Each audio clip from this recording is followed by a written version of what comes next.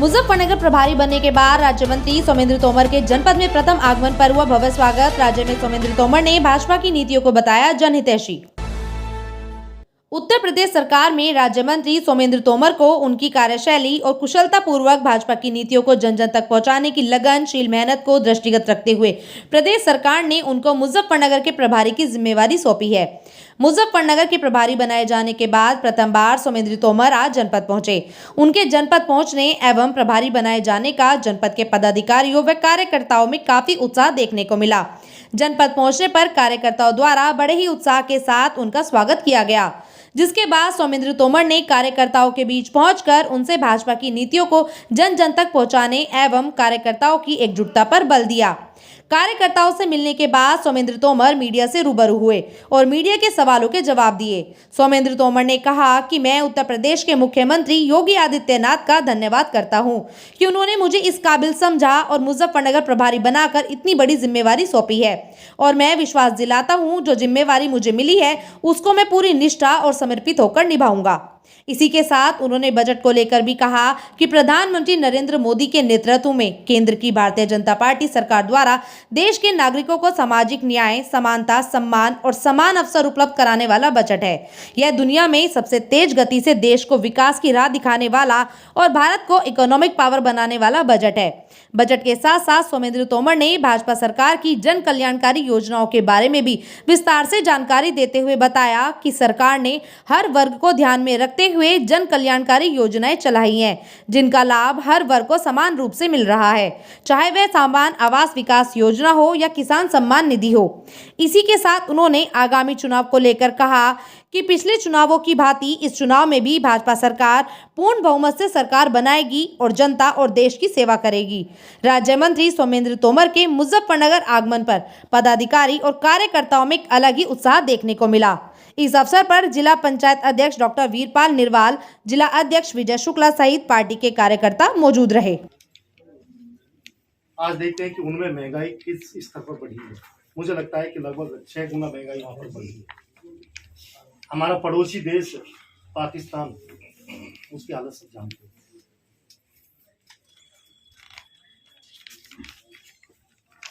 किस तरह से पाकिस्तान आज किस दौर से गुजर रहा है सभी की जानकारी में है, लेकिन फिर भी हम लोगों ने, चाहे कोविड के समय की हम लोग बात करते हैं, पहला हमारा राष्ट्र ऐसा है जिसने निःशुल्क टीकाकरण करा। नहीं तो विकसित देशों में भी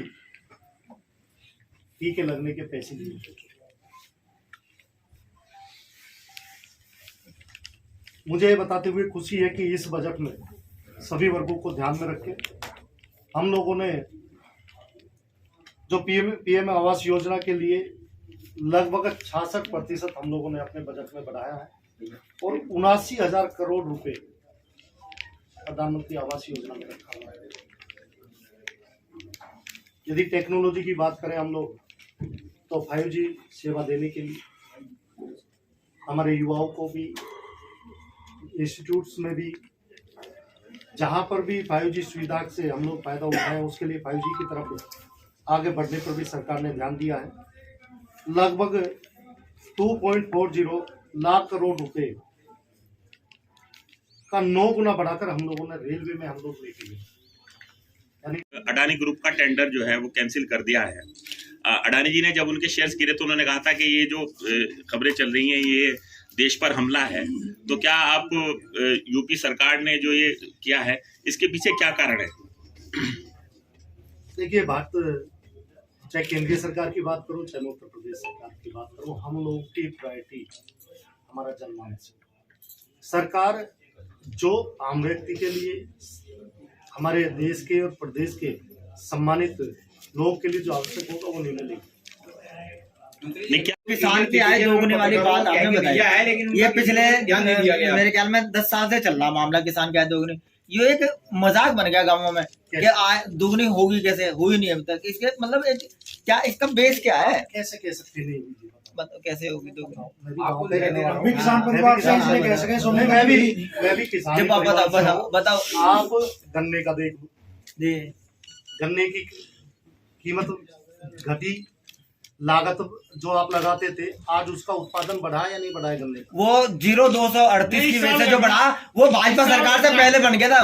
वो जो वैरायटी आ गई थी भाजपा सरकार से पहले आ गई थी, वो उसमें सरकार का कोई रोल नहीं है। अब आपको विषय आपकी सरकार का कोई रोल नहीं है। अच्छा, हमारी सरकार का रोल नहीं है यदि हम वो तो एक हम बिजली दे रहे हैं। पहले किसान जो डीजल के ड्रम लेके घूमता था, आज हम लोग किसानों को 10 घंटे बिजली।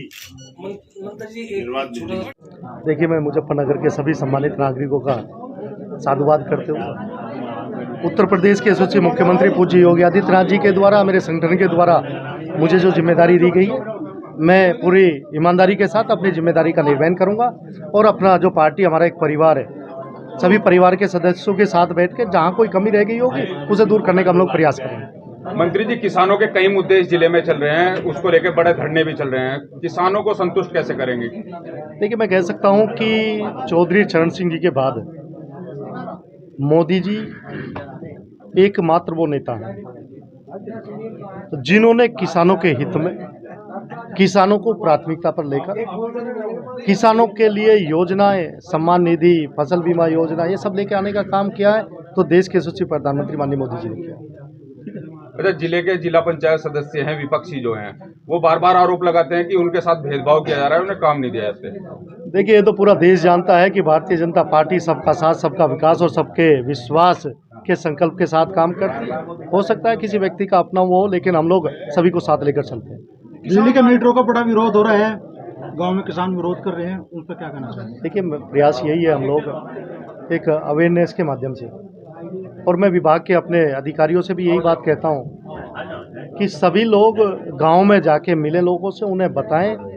कुछ भ्रांतियां लोगों ने पैदा की इस मीटर को लेकर, उसे दूर करने का हम लोग प्रयास कर रहे हैं और धीरे धीरे मुझे लगता है कि प्रयास करते रहेंगे तो परिणाम आएगा। शामली में जबरदस्ती मीटर लगाने के लिए बिजली विभाग के अधिकारियों ने डीएम को पत्र लिखा है पीएससी मंगाने के लिए। मैंने कहा ना, हम लोगों का काम जागरूकता के साथ है। हमें बताना है कि मीटर किस लिए लगाया जा रहा है, और मैं विभाग के सभी लोगों से लगातार यही प्रयास कर रहे हैं हम लोग, और उन्हें निर्देशित भी कर रहे हैं कि वो गांव-गांव में जाके कैंप करें, लोगों को समझाएं। मंत्री जी, आवारा पशुओं की समस्या है, किसान के साथ साथ आम आदमी भी परेशान है, कैसे उसका निस्तारण कैसे? देखिए, सरकार, यदि मैं निराश्रित पशुओं की बात करें, हम लोग आग्रह भी कर रहे हैं किसानों से भी कि इस तरह से किसान ना छोड़ें, लेकिन उसके साथ साथ सरकार ये भी प्रयास कर रही है, नए अभी हम लोग गौशालाएँ भी, इसके अलावा सरकार की प्राथमिकता पे है कि इस तरह से जो हमारे निराश्रित पशु हैं वो भी सुरक्षित रहे। ये प्रयास सरकार के द्वारा किया जा रहा है। गन्ने के रेट को लेकर आशंकाएं हैं, भुगतान नहीं हो रहा है, उस बारे में क्या कहना चाहिए? देखिए, उत्तर प्रदेश के सचिव मुख्यमंत्री पूज्य योगी आदित्यनाथ जी हमेशा